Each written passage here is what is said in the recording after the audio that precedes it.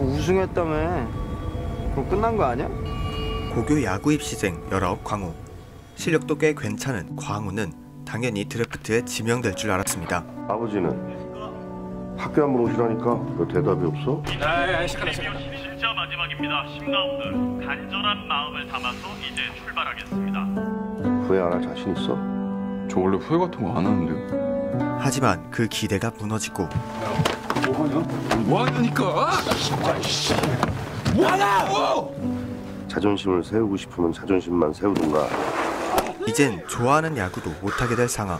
아니면 말을 잘 듣든가. 야, 너 뭔 일 있냐? 무슨 말을 하고 싶은 건데? 돈이 필요한 광우는 위험한 일에 몸을 담기 시작합니다. 잘했어! 나 잘했단 말이야! 너 갑자기 왜 이러는데? 돈 필요해. 같이 보면 되잖아요. 아버지가 준비할 수 있다 그랬어요.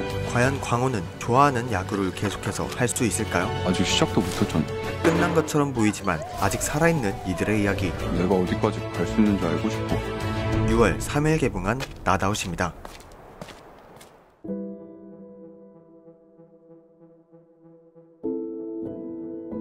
진짜 마지막입니다. 10라운드 간절한 마음을 담아서 이제 출발하겠습니다. 작품 나다웃은 야구 입시 비리를 소재로 한 웰메이드 독립영화입니다.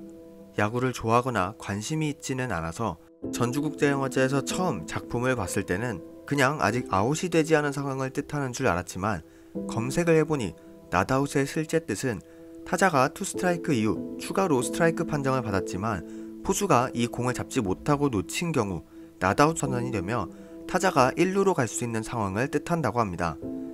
이 단어의 뜻을 이해하고 보니 작품의 제목을 참 잘 지었다는 생각이 들었습니다. 삼진으로 기록되지만 살아서 어떻게든 출루를 이뤄내는 나다웃.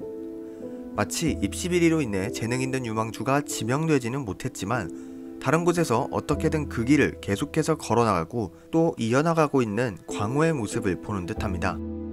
뿐만 아니라 여기에 불법 휘발유 배달이라는 음지의 이야기를 덧붙임으로써 광우를 야구 선수라는 꿈에서의 아웃카운트, 그리고 그 야구를 하기 위해 불법적인 일을 하게 되는 현실에서의 아웃카운트 상황 또한 관객들을 마주하게끔 합니다.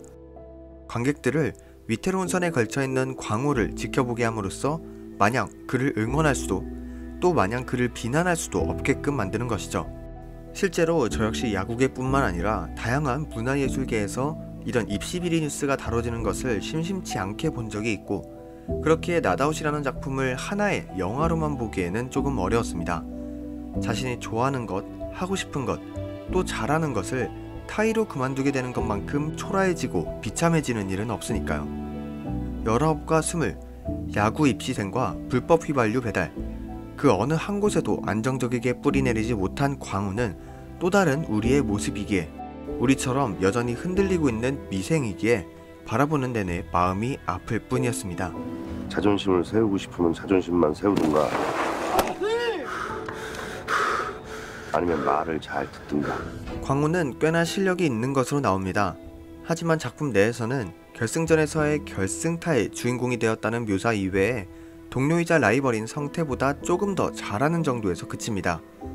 그렇기에 광우는 자신이 쳤던 결승타에 대한 자부심을 더욱더 가질 수 있었고 이를 통해 야구를 해야 한다는 꿈을 더욱 공고히 할 수 있습니다. 이런 디테일들이 광우에게 더욱 몰입할 수 있게 해주는 묘사죠.